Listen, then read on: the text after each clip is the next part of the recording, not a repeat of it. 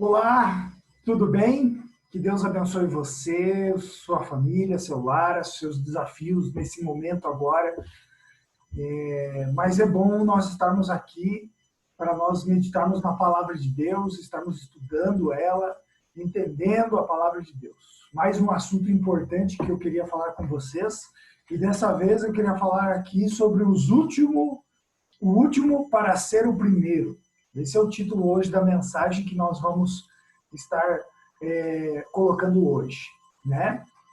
Mas antes eu queria fazer uma oração com você. Feche seus olhos, nós vamos orar agora. Querido amado Deus, muito obrigado por estar aqui na tua presença, sabendo que o Senhor olha por nós, nos ama e tem planos especiais para a nossa vida. Tome em suas mãos todas as pessoas que estão ligadas conosco nesse momento de estudo da tua palavra, que venhamos compreendê-la segundo o teu querer. Nós rogamos em nome de Jesus. Amém. Alguma vez, imagine a cena. Imagine que você sabe que tem poucos momentos de vida aqui na Terra. E aí você reúne a sua família para dar essa história, essa notícia. E ao estar reunidos todos, você percebe que eles estão brigando. Antes de você dar a notícia, de falar algumas palavras importantes para todos, eles começam a brigar, a discutir. Triste isso, não é? Mas eu quero contar a história aqui do que aconteceu com Jesus. Olha só, lá no capítulo 13 de João, verso 1, diz o seguinte: Ora, antes da festa da Páscoa, sabendo Jesus que era chegada a sua hora de passar para esse mundo, para o Pai, tendo amado os seus que estavam no mundo, amou-os até o fim.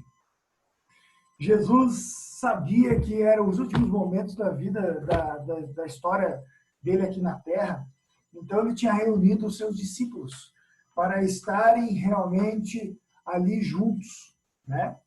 E o que acontece? Ao estar reunidos ali, um grande problema que surgia entre eles era o desejo deles serem grandes no reino de Jesus. Era isso. Eles queriam ser grandes, né? Eles imaginavam o reino de Jesus como um reino de político, um reino de poder terreno, terrestre.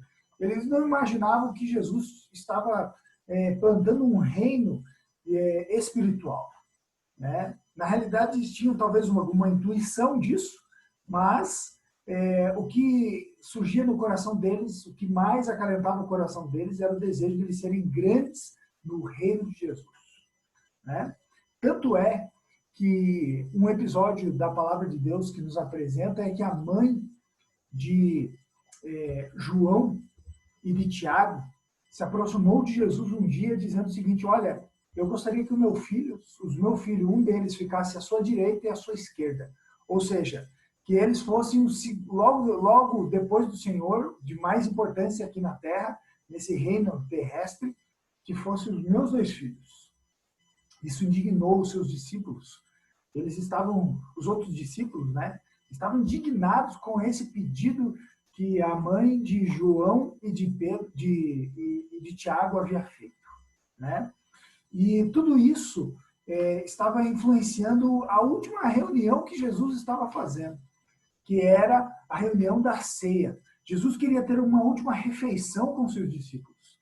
E o que estava acontecendo ali era a rivalidade que existia entre eles. Infelizmente, né? O lugar estava frio. Havia frieza no coração, né?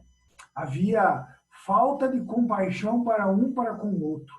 Na realidade, eles estavam disputando para ver quem era o maior. E a mesa estava posta, tudo estava pronto, né? Naquele momento. E o que acontece é que antes da ceia era muito comum, naquela época, os discípulos, as pessoas, ao se reunirem ao redor da mesa, serem lavados os pés deles. Era um costume de purificação, era lavar os pés. Então eles estavam sentados na mesa e o que aconteceu? Parecia um certo descuido da parte de Jesus, havia sido preparado tudo, mas faltava a pessoa para limpar os pés de todos. E esses normalmente eram os servos ou os escravos que faziam esse serviço. Talvez o mais humilde de todos os serviços era esse, de lavar os pés empoeirados das pessoas que estavam sentadas às mesas, né? Quando nós pensamos como era a mesa naquela época, talvez você tenha a lembrança de como era a mesa, assim como Leonardo da Vinci faz. Eu vou compartilhar aqui uma tela para vocês verem como que era isso. E aí vocês verão aqui, essa talvez seja a visão que você tenha da ceia. Essa é a visão também que Leonardo da Vinci tinha. Uma mesa posta, todos sentados aqui ao redor. Mas essa não era a ceia de verdade como Jesus realmente fez. Se você for analisar naquela época e ver historicamente, não se usava mesa como essas aqui, né? Mas era mais ou menos uma mesa parecida como essa. Ela era colocada no chão e as pessoas sentavam ao redor, e aqui o servo passava ao redor da mesa para lavar os pés de cada pessoa que estava sentada à mesa. Era assim que funcionava. Então, naquele momento, né, Jesus estava ali e os discípulos começaram a pensar: quem que vai lavar os pés de todos? Agora, nesse momento, ninguém queria lavar o pé. A princípio, todos queriam ser o maior, mas agora ninguém queria ser o menor. A pergunta era: quem que seria o menor entre nós? Eu fico imaginando que João, sendo mais novo, talvez alguém possa ter cutucado João e falou: ó, você é o mais novo, acho que deveria ser você quem lavasse os pés. Mas a grande verdade é que nenhum deles queria fazer isso, né? E segundo a palavra de Deus, nós sabemos que lá no livro de João, capítulo 13, né, no verso 4, né, diz o seguinte: levantou-se da ceia. Jesus levantou-se da ceia e tirou as vestimentas de cima. E tomando uma toalha, cingiu-se com ela. Depois deitou a água na bacia e passou a lavar os pés dos seus discípulos e a enxugar-lhes com a toalha com que estava cingido. Jesus começou a lavar os pés. Ele queria dar uma verdadeira lição para os seus discípulos, né? E por esse motivo ele começou a lavar os pés. Mais ou menos isso. Os discípulos, ao olharem essa cena, começaram a pensar: o que está acontecendo? O que é isso? O mestre está lavando os pés. Jesus queria realmente dar a verdadeira lição de humildade do reino dele, né? Se você vai lá no capítulo 13, verso 13, lá diz o seguinte, o que Jesus diz aos seus discípulos: vós me chamais como mestre e senhor, e dizeis bem, porque eu sou. Ora, se eu, sendo senhor e mestre, vos lavei os pés, também vós deveis lavar os pés uns dos outros. Era isso que Jesus queria ensinar para nós, né? Que coisa linda, né? Jesus queria dar uma lição realmente aos seus discípulos, mostrando que o reino dele não era um reino de supremacia, de força ou de poder. Era um reino de humildade, era um reino de amor, era um reino de serviço. Me chama a atenção essa história. O livro Desejar Todas as Nações, Ellen White escreve da seguinte forma, página 436, dizendo o seguinte: mostrou qual é o princípio que domina o reino dos céus, em que consiste a verdadeira grandeza, segundo estimava as normas do alto. A verdadeira grandeza está em servir, né? Diferente da lógica do mundo, que é ser o número um, né? E era isso que Jesus queria ensinar. Se você vai lá em Marcos capítulo 9, verso 35, lá diz o seguinte: se alguém quiser ser o primeiro, será o último, o servo de todos. Se você quer ser grande no reino de Deus, a palavra de Deus está dizendo que eu e você devemos servir. Devemos estar dispostos a servir. Sabe que tem muitas pessoas que pensam que na igreja ou no reino de Deus, ser grande é ser aquele que manda ou aquele que dá ordem, que é obedecido, mas não é isso. Ser grande no reino de Deus é servir. É claro que Jesus não está dizendo para mim e para você que ele quer que eu e você nos tornemos inferiores aos outros. Não é isso. É diferente, né? Todos somos iguais diante do reino de Deus. Mas Deus quer que eu e você estejamos com uma atitude de pensar no próximo, igual a nós mesmos. Por isso que Jesus diz, amai o próximo como a ti mesmo. Amar a si mesmo e ao próximo de forma igual. É isso que a palavra de Deus quer nos dizer. Sabe que no mundo que nós vivemos hoje, cada vez mais as pessoas querem ser as maiores, as servidas e não as que servem, né? As pessoas querem realmente conquistar a fama, querem conquistar o poder, a riqueza, né? E é interessante que a palavra de Deus nos diz que tudo na terra há o seu tempo. Eclesiastes, capítulo 3, verso 2, verso 1 em diante, diz o seguinte, ó: para tudo há uma ocasião certa, há um tempo certo para cada propósito debaixo dos céus. Tempo de nascer, tempo de morrer, tempo de plantar, tempo de arrancar, tempo de matar, tempo de curar, tempo de derribar e assim por diante. Tudo tem o seu tempo. Você quer realmente ser influente no mundo?